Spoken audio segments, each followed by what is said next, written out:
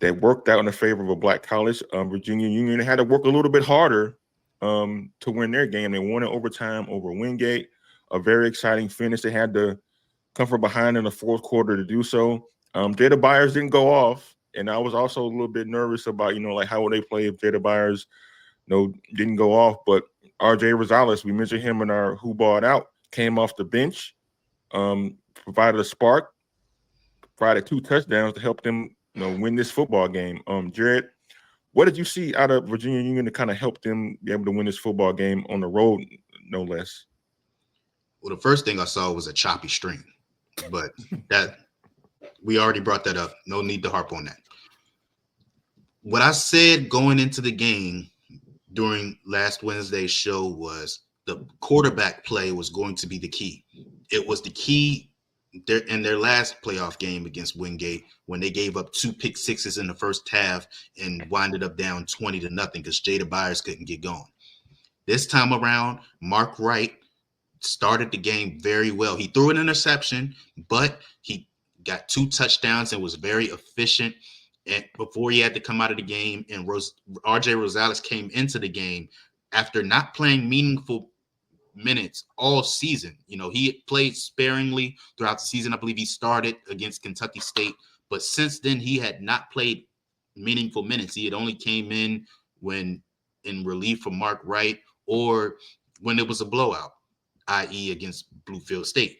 But he came in and this offense didn't miss a beat, and RJ Rosales made meaningful plays all game, including on a third down to extend the drive in overtime after they had given up a Wingate field goal. Had they not gotten that third down, they would have had to kick a field goal to tie the game as opposed to going for the win. He scrambled for the first down, got them to the 1-yard line, and then punched it in for the game-winning touchdown. Jada Byers didn't have the game you wanted to, but that's fine because you showed balance. He gave you just enough. He gave you over 100 yards. Curtis Allen came in and gave you what he needed to give you. RJ Vick was big for Virginia Union. That's what you need. You don't need Jada Byers to go for 260, 270 yards. You just need to have some balance, and that's what they had. And the defense was very good, and this offense playing well against the Wingate defense that had been dominant all season. That's why I was so skeptical about if Virginia Union can win this game, because this is a Wingate defense that was top 5 in the country. So the fact that they did what they did against such a defense in their home stadium is so remarkable. And now they get to host I believe they're saying that Virginia Union will host the game because Lenore Ryan also came, who won their game against, I believe it was West Alabama. I could be wrong about that, but I believe it was West Alabama. Lenore Ryan came into the playoffs unranked, and I believe they said that Virginia Union was a higher seed than Lenore Ryan, but they had to go against Wingate because it was in closer proximity than West Alabama was. So I think that's the reason why they said that Virginia Union will host this game against Lenore Ryan. So the Lenore Ryan, Bowie State fans know about their reputation. That's a team that we have faced many times. We beat them in the playoff game and during our playoff run in 2021, but they are no slouch whatsoever. And Virginia Union is going to have their work cut out for them, but I'm much more confident now, having seen what they did against Wingate, that they can go in there and get a win against Lenore Ryan. I'm just so proud of what both of these teams, Miles and Virginia Union, did. This is a historic moment. There's never been 2 D2 playoff teams win a game in the same postseason. And these are 2 teams that I could potentially see facing each other in the next round. Miles is going to be a lot tougher against the Valdosta State team, but I'm just so proud of what Miles and Virginia Union did. Yeah, Chris, for you, what's the meaning that both Virginia Union and Miles were able to win and advance? I mean, black colleges, when we get in the postseason play, it's just normally, whether it's basketball or baseball or FCS playoffs in football, is normally one and done, and that's it. What does it mean to have two teams on the same day to go out there and win games like that? It's a twofold answer for me. Number one, that the balance of athletics is starting to bear fruit. I mean, it's never going to be completely equal. Let's just be honest. But we're starting to we're starting to see HBCUs make some inroads towards getting some more of that, the D2s getting more of that middle tier FCS talent that normally would have gone, to a D2 PWI. And for Miles and Virginia Union to win these games against, and these aren't like, Johnny come lately Division II programs. Carson Newman's been good for a long time. Wingate's been good for a long time. And so it's not like, these are just like random occurrences. These are things that should be celebrated. And as Jarrett said, we are incredibly, incredibly proud, of both of these teams. And I think for Virginia Union, you have to feel like you're playing with house money right now because you won and Jada Byers didn't have a Jada Byers game. So if Jada Byers has a Jada Byers game against Lenore Ryan, then they're cooking with gas. I mean, you think about how well that defense played, now that you know that you can rely on RJ Rosales if Mark Wright can't go, then you have nothing to fear. So Virginia Union should be very confident heading into this week's game. And I think Miles should be too. I mean, Valdosta State, yeah, they're going to be a tough out. But Miles has proven that they can bang with the best of them. Like Jarrett said, scheduling West Alabama at their outset of the season, a game they actually should have won, mind you, is key for them. So I like both of our chances. I like both of those schools' chances this weekend. It's just being able to, get this, get the same level of talent. It's still a gap. Make no mistake about it. But the gap is closing incrementally. And when you're able to win games in the playoffs, that sends a signal to young athletes that say, hey, I don't have to go to the nearest PWI. I can be around my people and still win. That sounds like a win to me.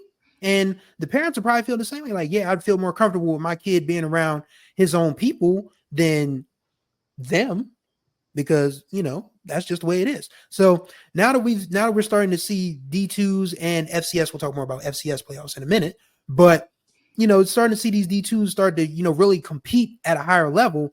It's very much a confidence booster. And as far as, whenever this ride ends for Miles Virginia Union, we should be very proud of them, and everybody else around D2 should take stock and say, hey, we can be like them. So let's, pool our resources, put our heads together and start lifting this thing up together. Yeah, I certainly agree with that. I mean, like never before in the history of the playoffs had two black colleges, at least in the D2 side, one on the same day. So that there is a lot of hope. And these teams have been good, not only just this year, but like for several years, especially Virginia Union, been to the playoffs multiple years in a row. They finally go over the hump and win the game. So this was coming. It was just a matter of when, not if. So we'll be pulling for Virginia Union and Miles College this weekend and possibly next weekend if they play each other, which would be hard for us to decide. But yeah, like it's a really good story on both ends. And speaking of another good story, Tennessee State, they won Saturday night against Southeast Missouri State to win a share of the Big South OVC Championship. And on Sunday, the selection committee did not screw them. Well, they partially screwed them, but they did not screw them in terms of like keeping them out of the playoffs. They were able to earn a postseason bid for the first time since 2013. They won a share of at least a conference title for the first time since 1999. Tennessee State not picked to win the Big South OVC, but coming off what they did last year about winning 6 games and being in the hunt for the conference title kind of gave them some momentum. It appeared a few weeks ago when they had that heartbreaking loss. They were not going to make the playoffs, but they won 7 of their last 8 games to end the season, beating the number 11 team in the FCS by a comfortable margin. I think they did a lot for the committee and just the way they finished the season to make the playoffs. They're going to play against Montana in round 1 coming up late Saturday night, 10:15 Eastern on ESPN2. So the folks will get at least to see the ball game, despite the fact of the matchup and the setup. But fellas, what would you make of this run by Tennessee State to make the playoffs and the job that Eddie George has done to build up their program, starting with Jarrett? Man, when we talk about HBCU Coach of the Year, Eddie George needs to be in that discussion, and I don't want to hear anything other than his name being mentioned. He may not win it, but he will definitely be in that discussion because this Tennessee State team has seemingly just slowly but surely built themselves into being the team that we see them as now. Think about the fact that they lost the Buck Buchanan Award winner and somehow got better. That's insane to me. The fact that they did it by committee. They have multiple guys on the defensive line. They have multiple guys in the secondary at the linebacker position that just produced together. And we see the proof in the pudding. Obviously, Draylon Ellis is a guy that will be in the running for the Deacon Jones Trophy. Maybe at some point I'll do a Deacon Jones Trophy power rankings, but he is a guy that will get some consideration for that award. He's been a guy that's just continued to stay with it. It just looked like he was going to be down in the dumps, like that he wasn't going to be able to fulfill that potential that we saw when he came from Austin Peay. But he stayed with it, and we see now he's reaping the benefits of his hard work. This is a Tennessee State team that I'm so proud to see them. This is just an amazing weekend for